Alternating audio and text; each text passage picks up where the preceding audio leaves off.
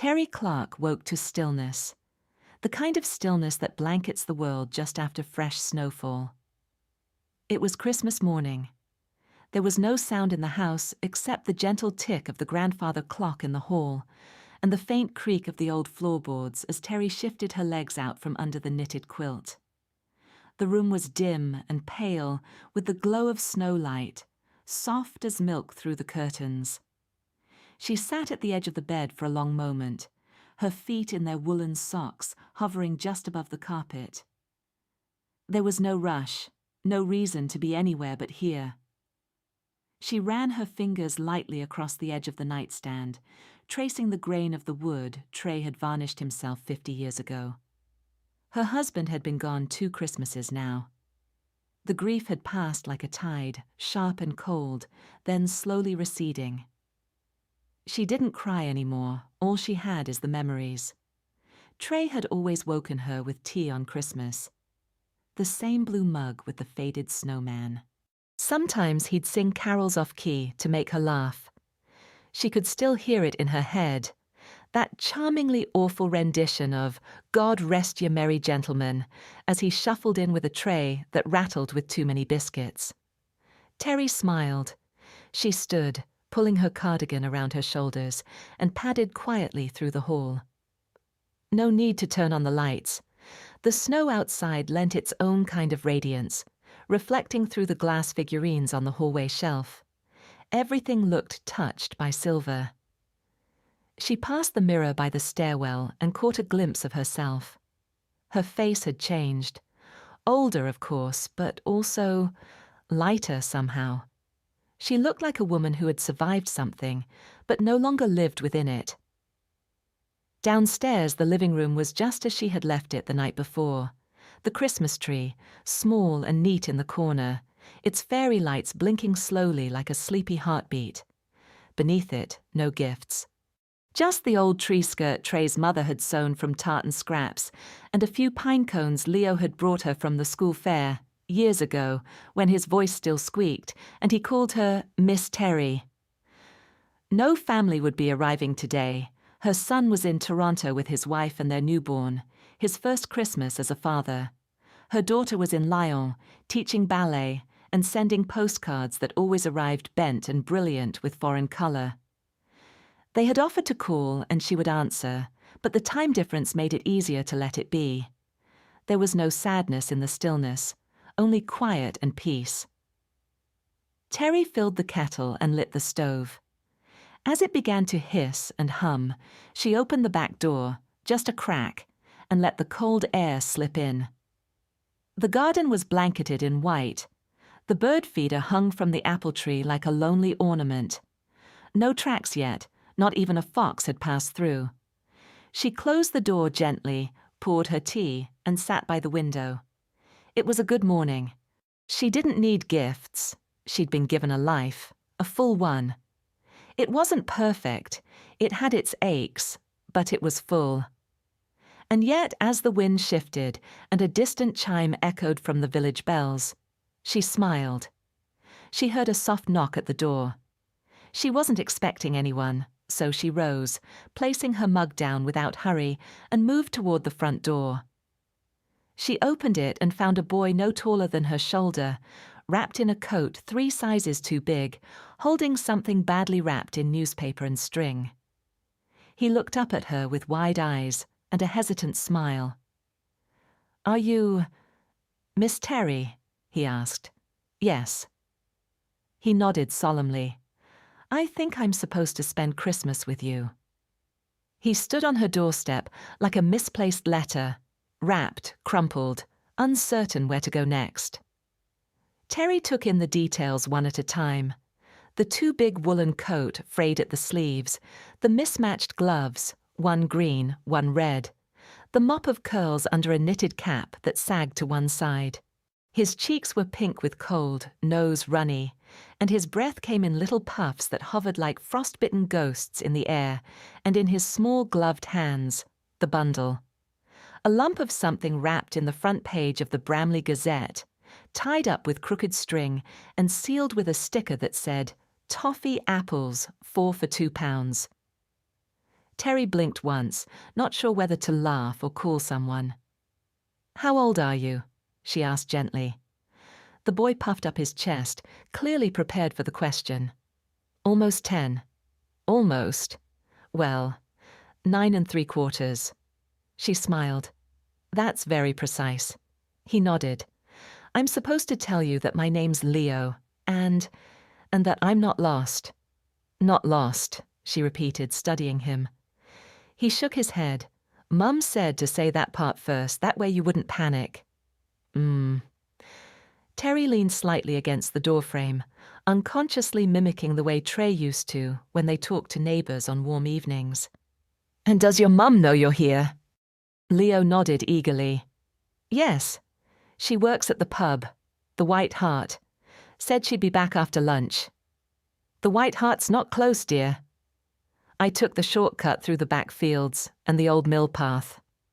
He looked down, then added, "I've done it loads of times." Terri opened the door wider, just enough to let the morning air curl between them. "And why, exactly, are you here with me?" He held out the newspaper bundle. "She said you might need a bit of Christmas." Terri looked at the parcel, then back at Leo. She could have asked questions, many of them. She could have said no, or sent him back, or called the pub. But she didn't because she was a woman who knew what it meant when something arrived without warning at exactly the right time. "Well," she said, stepping aside, "you'd better come in before you freeze. I can't have my Christmas visitor turning into a snowman." Leo grinned. He stepped over the threshold, bringing with him a gust of cold and a smell of damp mittens. She shut the door behind him and led him into the living room. He stopped short at the sight of the tree. "Core," he whispered. "That's a real one." "Of course," Terri said. "Trey wouldn't hear of plastic." "Who's Trey?" She paused. "My husband."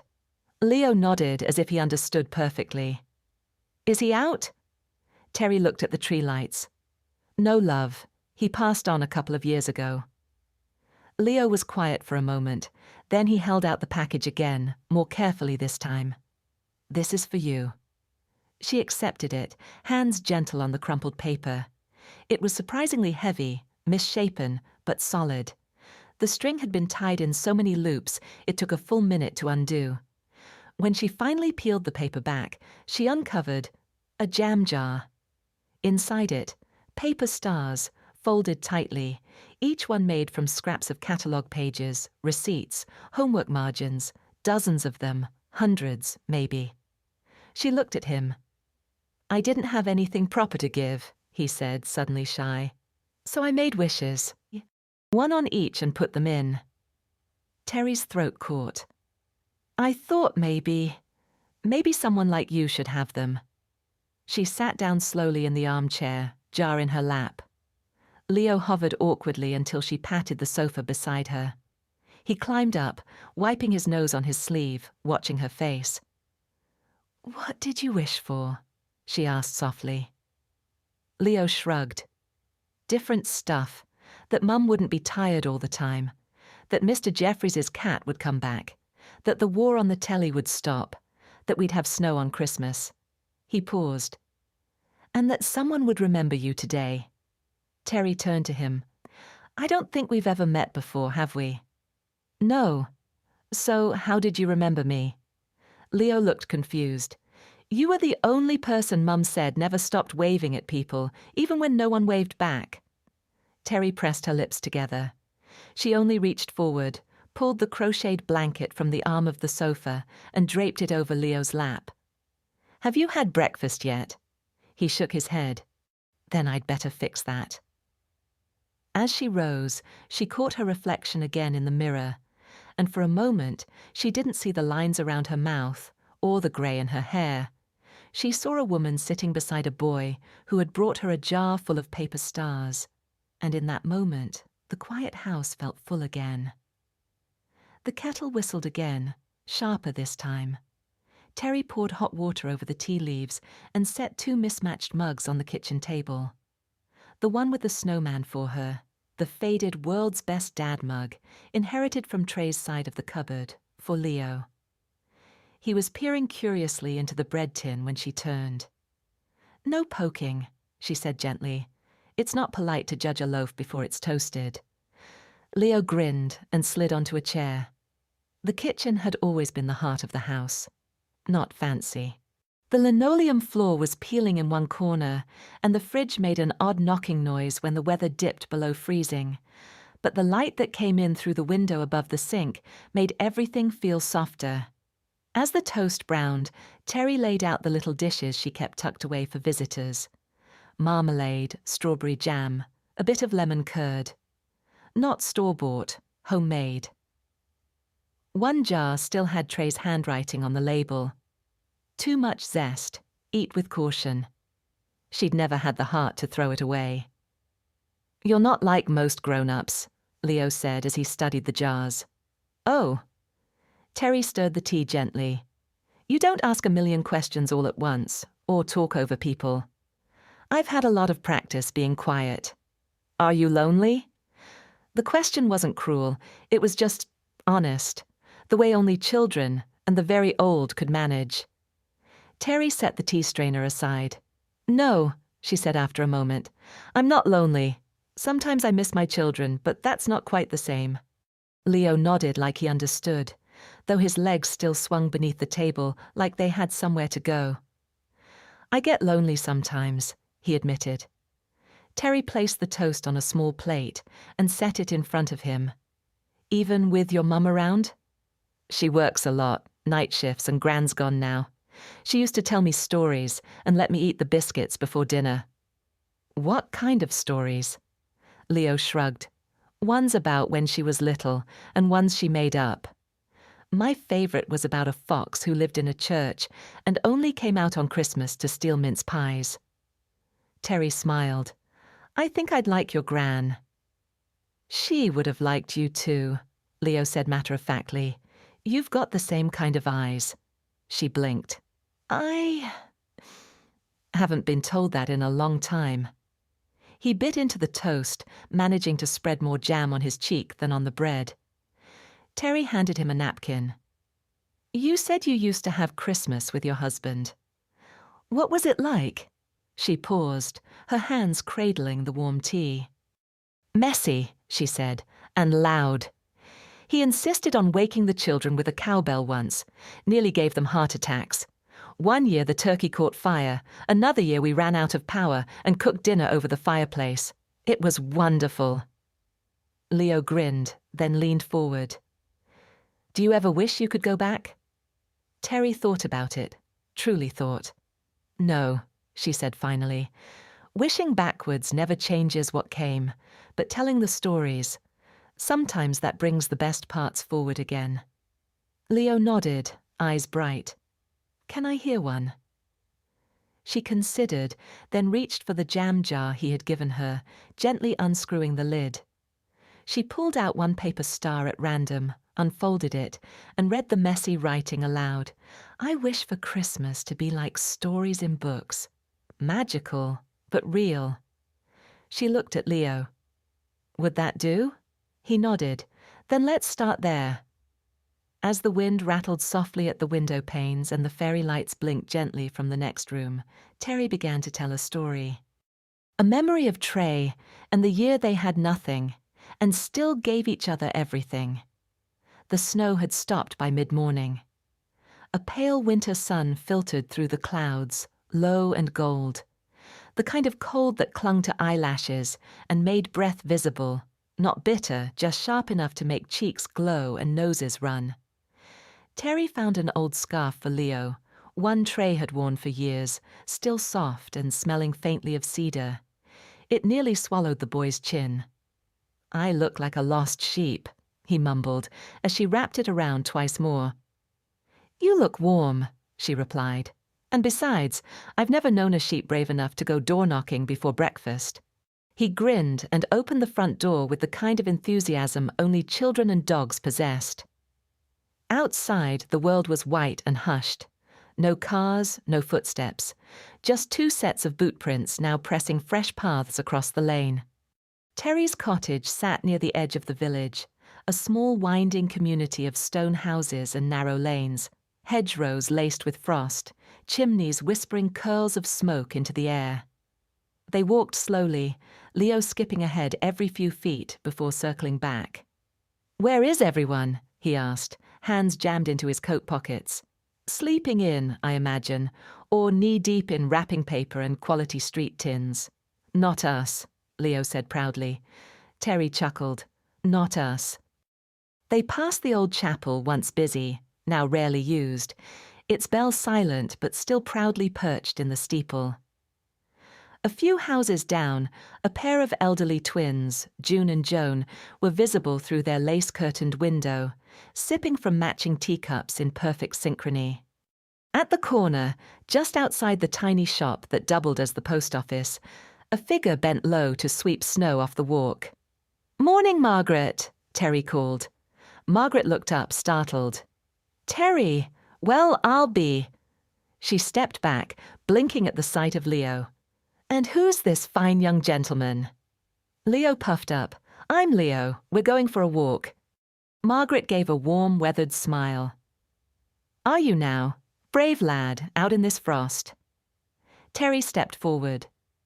"We thought we'd stretch our legs, and maybe see who else was brave enough to step out today." Margaret leaned on her broom. "Not many. It's quiet this year. Been quiet for a while. Everyone's scattered or staying in. Bit of a shame, really." Terri nodded. Then, as casually as boiling a kettle, she said, "I've still got some of that Christmas pudding from last year. Just needs warming. If you're not too busy, you and anyone else still breathing might stop by later." Margaret's eyes lit just faintly. "Really? Why not?" Margaret gave Leo a wink. "Hope you like old people, love. Could be a room full of us later." Leo grinned. "I like stories." "Well, then you'll fit right in." She paused. "Thank you, Terri." They moved on. Past the duck pond, frozen over. Past the little schoolhouse with the paper snowflakes still taped in the windows. And all along the way, Terri began to notice curtains twitching, heads tilting, faces peering out. She'd been waving at windows for years. Most of the time, no one waved back. But now something was different. Maybe it was the boy. Maybe it was Christmas. Maybe it was just time. By the time they circled back toward the cottage, the sun was slipping lower. "You're famous," Leo said, huffing warm breath into his gloves. "Oh." "Everyone smiled when they saw you." Terri looked up at the pale winter sky. She hadn't expected anything this morning. No visitors, no carols, no pudding parties. But maybe that was the gift. Not what she asked for, but what she had quietly made room for. By late afternoon, the house smelled of nutmeg and cloves. Terri stood in the kitchen, wiping her hands on a tea towel as she stirred the spiced apples simmering on the stove. Leo had fallen asleep on the sofa mid-sentence, curled like a kitten beneath the blanket, clutching a folded paper star in his fist. Outside, the sky was the color of faded lavender. Snowflakes drifted again, slower this time. Terri turned off the stove, set the spoon aside, and walked into the front room, just as the knock came. 3 soft raps on the door. She opened it and found a man tall, lean, a little weathered. His coat was dusted with snow. A wool scarf looped twice around his neck, and a leather satchel hung at his side, worn and marked with years of use. He carried a camera in his hands, not the digital kind, but an old silver-bodied Leica, the kind with a real shutter click and a weight that made it feel serious. "Good afternoon," he said, voice low, clear. "Apologies for the intrusion. Are you Mrs. Terri Clarke?" Terri hesitated, nodding. "I am. He shifted his bag. "I was given your name by the woman at the White Hart. Said if anyone in Bramley still remembered how Christmas used to feel, it would be you." Terri blinked. "I'm Thomas Reed," he added. "I photograph quiet places, lost things. I'm working on a project, capturing the way the old season still survives in places people forget to look." She looked at the snow clinging to his collar, the glint of the camera strap. The careful way he stood just outside the doorway, not intruding, but offering something. "You want to photograph this?" she asked, almost laughing. He smiled, and it was a tired smile, the kind people wear when they've been looking for something without knowing what. "Not the house exactly, the feeling, if you'd be willing." Terri considered. There was a time when she and Trey had made this home feel like a postcard. But this year it was just simple. No holly on the banister, no wreath on the door. Just warmth. Maybe that was what the man wanted. She stepped back. "Come in, Mr. Reed. It's warm and I've just put the apples on." He blinked as if surprised by her readiness. "I wouldn't want to intrude." "On what?" she said, motioning him in. "My grandson for the day is napping on the couch, and there's more tea than I can drink alone. You'd be doing me a kindness." Thomas nodded and stepped inside, removing his hat. The warmth met him like a memory. He paused at the threshold, looking around. "This is," he said softly, "exactly what I hope to find." Terri offered him the armchair. "Sit, rest, and then tell me what a man does with pictures of forgotten Christmases." He smiled again, setting his bag down. "Sometimes he keeps them, sometimes he shares them, and sometimes—" He looked at the boy sleeping beneath the blanket. "Sometimes he remembers something he didn't know he'd lost." Thomas was gently flipping through the viewfinder on his camera when the boy on the sofa stirred. Leo yawned first, a dramatic full-body stretch that sent the blanket tumbling to the floor and one of his socks halfway off.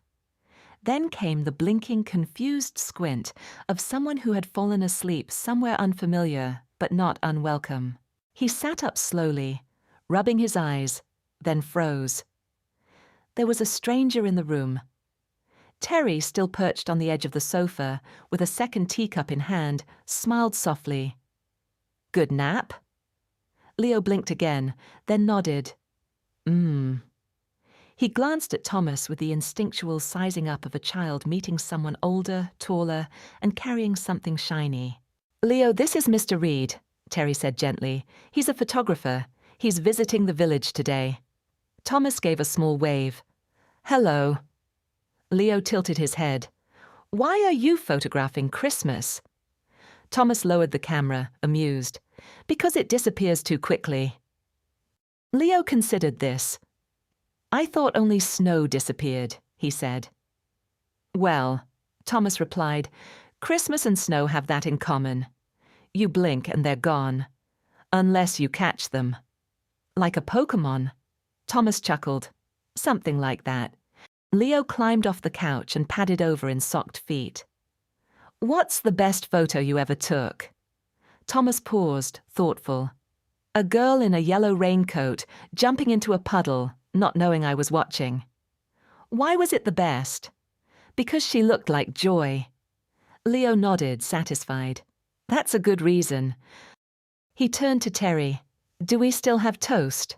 "We might," she said, rising with a smile, "but only if someone's willing to debate the merits of marmalade versus lemon curd." Leo grinned. "Marmalade is for grown-ups who like bitter things." Terri shot a mock gasp. "Blasphemy!" Thomas leaned back, smiling softly. This house, this woman, this boy, this warm moment that smelled of apples and sounded of laughter, was not part of any itinerary.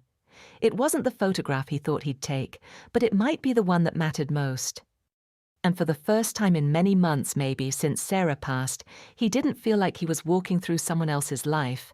He was simply in it, just for a while, and that was enough. The sun had slipped away unnoticed. By the time Terri lit the fireplace, the whole world outside the cottage had vanished into a soft twilight, the kind that blurs corners and hushes even the wind. Thomas sat in the armchair, reviewing a few of the photos he'd taken of the room. The faint twinkle of lights on the tree, the empty teacup on the windowsill, Leo holding his paper star jar like a treasure chest.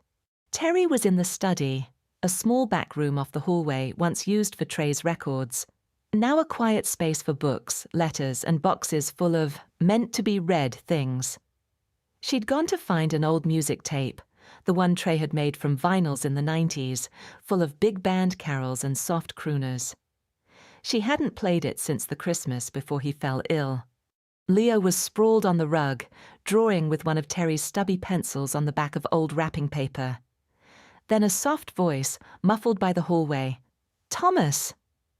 He looked up as Terri appeared in the doorway, not holding the cassette tape, but a small hardback book, Christmas in the English Village, its edges worn, its spine cracked down the center. Her brows were drawn together in that delicate way people furrow them when memory and surprise meet. "I found this wedged behind the record player. I don't remember putting it there." Thomas took the book, flipping it open. Inside the front cover was an embossed plate. "This book belongs to Terri Clarke," in Trey's handwriting. She motioned to the middle. He opened it. A single photograph was tucked between pages 112 and 113. Black and white, slightly curled at the corners. Two men stood beside a fence in the snow, mugs in hand, grinning at something beyond the frame. One of them unmistakably was Trey. The other was not. He looked younger, maybe early 20s, his face unfamiliar. But his hand rested easily on Trey's shoulder, like they'd stood that way 100 times. On the back of the photo, scrawled in blue ink, "He never told you, but he meant to. S." Terri sat slowly on the edge of the coffee table, fingers still pressed to the edge of the book. Thomas looked up at her. "Do you know who that is?" She shook her head. "No, but the photo. It was taken just after we married. I can tell by the coat Trey's wearing. I knitted that scarf for him the first winter we spent in this house." Leo had paused his drawing. "Is it a secret?" he asked softly. Terri looked at the photo again. "I don't know yet." She smiled faintly because at 70, it turns out, there are still things you don't know about the people you loved most. And maybe, just maybe, there's still time to learn. She turned to Thomas. "Do you think it matters?" He looked at the photo, then back at her. "I think the right kind of secret isn't meant to hurt. Just soften something."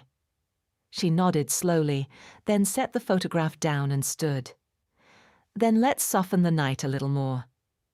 She put the tape in the player and pressed play. Bing Crosby's voice swept in like a long-lost friend. And behind them, on the page where the photograph had lain, the book quietly remained open. By 6 o'clock, the cottage had become something Terri hadn't seen it be in years. Lively. She hadn't invited anyone formally, just a word or two dropped to Margaret by the post office, and a casual comment to the milkman 2 days before. Still, the kettle had barely cooled since noon. First came Margaret and her husband George, bearing a tin of shortbread and a bottle of sherry they claimed they'd been trying to finish since 2008. Then came the twins, June and Joan, wrapped in identical scarves, with a tartan pudding and a plastic bag full of crackers they insisted must be popped by the proper hour, or not at all. And now the front room was full of mismatched voices and shared stories, the clinking of teacups, and Bing Crosby crooning on loop in the background. No one seemed to mind the music repeating. Thomas had pulled up a stool and was showing Leo how his camera worked, explaining aperture and light like he was teaching a secret language. Leo hung on every word, even when he clearly didn't understand half of it. Terri stood in the kitchen doorway for a moment, just watching. She hadn't meant to host Christmas. She hadn't even planned a proper dinner. But the smells of cinnamon and baked apples lingered in the air, and someone she couldn't even remember who had begun slicing oranges and cloves to simmer on the stove. The scent was intoxicating. I'd like to take a moment and pause. Thank you for joining me on this journey. Please show a kindness by clicking like and subscribe. It would help our channel so much. Let's continue our story. She caught her reflection again in the hallway mirror as she passed. Same grey hair, same cardigan. But something behind her eyes had shifted. Not younger, just more awake. "Do you remember," June was saying, "the year old Mr. Baker tried to dress as Father Christmas and got stuck in the village hall chimney?" Laughter. "And the vicar had to pull him out with the altar cloths," Joan added. Leo burst into giggles. "That didn't happen." "It did," Margaret said solemnly, "and he still came down in time to hand out satsumas and soap." "I wish I'd been there," Leo said. "You are here," Terri said, placing a plate of warm pudding on the coffee table. "And I'm afraid that's all that matters." Thomas raised his cup to her across the room. There were no toasts, no formal speeches, just a small, quiet sense of shared life, passed back and forth in stories and smiles, and somewhere in the corner, beside the tree, the book with the photograph still sat on the shelf undisturbed. Terri had not mentioned it again. Whatever Trey had meant to tell her, it was his. She had his truth, and he'd had hers. That was enough. This night belonged to the now, and as the crackers popped, and the old songs played, and the boy beside her lit up at every sound, Terri felt the most extraordinary thing. She felt present, and that, she thought, might be the last gift of winter. By the time the last teacup was rinsed and the final pine needle brushed from the welcome mat, it was 9:30. The night had grown deeper and darker, but not colder. Terri stood at the front door, scarf wrapped loosely around her neck, waving off Margaret and George as they disappeared into the snowy lane, arms linked, shortbread tin tucked between them like a fragile prize. The others had gone earlier in pairs or alone, heads bowed into the wind, calling goodbyes with the contented heaviness that only full bellies and warm laughter bring. Inside, the fireplace was down to a soft glow. Leo sat cross-legged on the floor, poking the ashes with one of the long brass tools he clearly wasn't meant to be using. Thomas was drying the last dish at the sink. Terri stepped back inside, closing the door with a soft click. "That's everyone," she said. Thomas set the towel down, folding it neatly. "And somehow," he said, "this quiet feels earned." She smiled. "More than I expected from a day that started with no plans." He nodded. "Those are the best ones." They stood in the doorway for a while, the hum of the house holding steady around them. Then Terri motioned toward the living room. "Sit, before I make you sweep the fireplace too." Thomas chuckled and followed her back. Leo looked up. "The fire's dying." "That's what fires do," Terri replied, lowering herself slowly into her chair. "They glow, they warm, then they rest." Leo looked thoughtful. Thomas sat across from Terri, elbows on his knees, hands folded. For a long time, none of them spoke. The lights on the tree blinked slowly. The wind pressed faintly at the windows. The clock ticked in the hall. Then quietly, Leo asked, "Do you think Christmas is just pretend?" Terri turned her head. "What do you mean, love?" "I mean, the stories, the magic bits, people coming back, surprises, like in books. Do they really happen? Or do people just say they do to make us feel better?" Thomas didn't answer. Terri did. "I think," she said carefully, "that Christmas is made up of little things that almost don't happen. A knock you nearly didn't answer, a story you almost didn't tell, a person you nearly walked past." She looked at him. "But then you do, and when you do, it feels like magic." Leo considered this, then nodded. "So not pretend, just very unlikely." "That's a good way to put it." He yawned, wide and shameless, then crawled up onto the sofa. "I think today was magic," he mumbled, voice fading into the blanket. Terri looked at Thomas. He met her gaze, and for a brief unguarded moment, a beat between heartbeats, they simply saw each other. Two people who hadn't expected much from Christmas and received something they couldn't name, but would carry anyway. "I should go," Thomas said softly. "You don't have to," Terri replied just as softly. But she didn't mean stay forever. She meant no rush. He stood retrieving his coat. She walked him to the door. Snow still fell lightly now, the hush between flakes. He turned back before stepping out. "I'll be nearby another day or two. Still some light left to catch. I may drop by." "You'd be welcome." He hesitated. "Thank you for not sending me away." "I never send away people who bring stories," Terri said, "or help with dishes." Thomas smiled, the tired, genuine kind. And then he was gone. Terri closed the door and turned. Leo was asleep on the sofa. The fire had given up its last ember, and the night felt whole. It had been 7 days since Christmas. The tree was still up, but only because Terri hadn't the heart to take it down yet. Not out of sentiment exactly. Just a feeling. As though something was still happening, even if she couldn't name it. The pine needles were beginning to curl at the edges. The lights blinked now and then in a slower rhythm, as if the electricity had grown contemplative. Outside, the snow had softened. Not melted, not yet, but faded to a slushier version of its own glory. Patches of grass peeked through. The sky was pale but bright, like someone had washed it too many times. Terri stood by the kitchen sink drying her hands and glanced at the calendar. New Year's Eve. She hadn't made any resolutions, never did. But something inside her felt unfinished. Not in the way of regret, but of promise. Leo had gone home that night, sleep-drunk and sugar-filled, carried off by a smiling woman Terri hadn't expected to like so much. His mother, Annabelle, had been kind. Sharp-eyed, but not closed off. And grateful, the kind that said it without saying it. They'd exchanged phone numbers. Terri hadn't used it yet. She hadn't heard from Thomas since the day he left. No knock at the door, no letter, no prints tucked into her mailbox.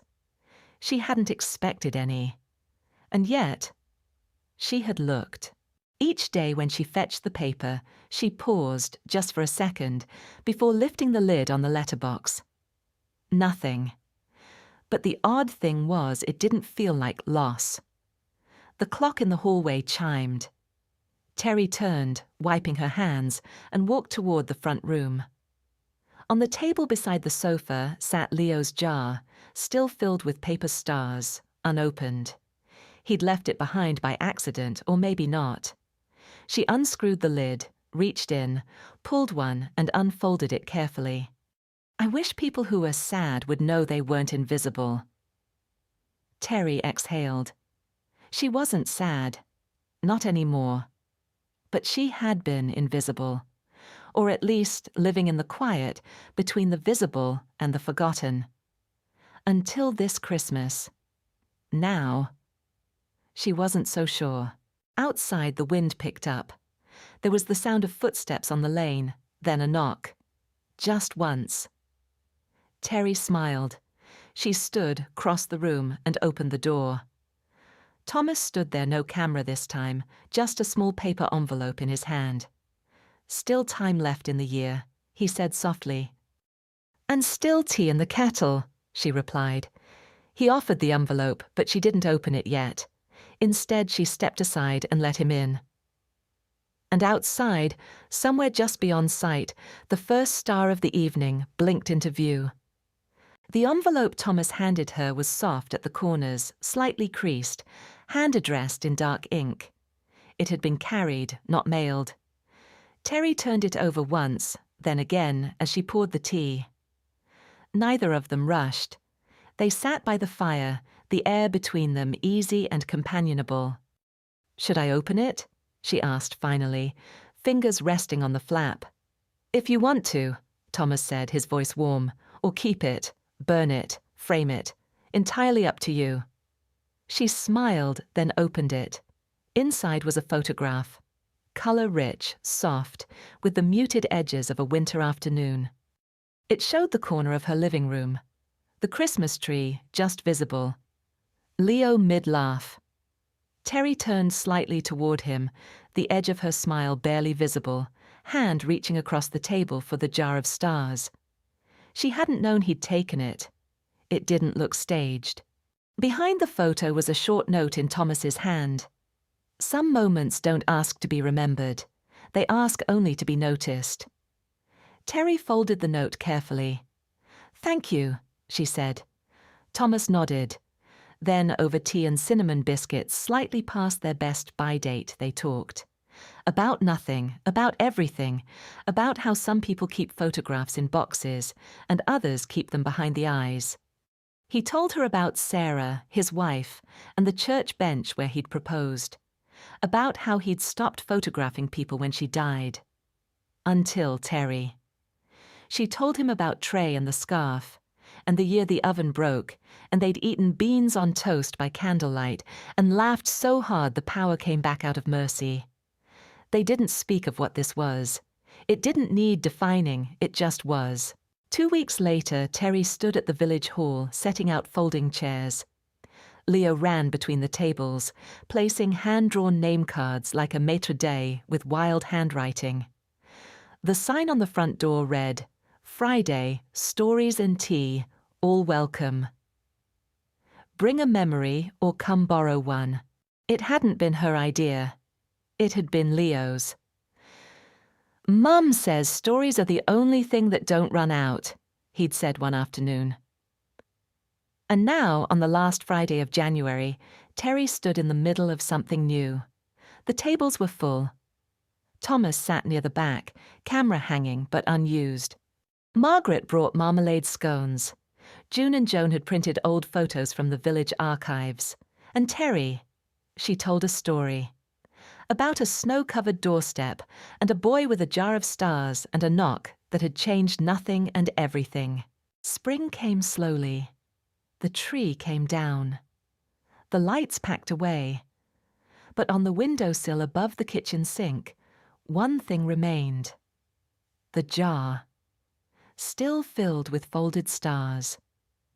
But now some were added in Terri's own handwriting. Wishes not made for herself, but for others. Wishes like, may someone knock on your door when you least expect it. May you never feel invisible. May your quiet days be noticed. And on one star, the smallest, she wrote, may this not be the end of anything, only the middle of something good. She placed it in the jar, screwed the lid on, and turned toward the stove, where the kettle had just begun to sing. Thank you for listening. If this story moved you, share it. Someone else might need to hear it too. To listen to the next story, click on the box below. God bless you.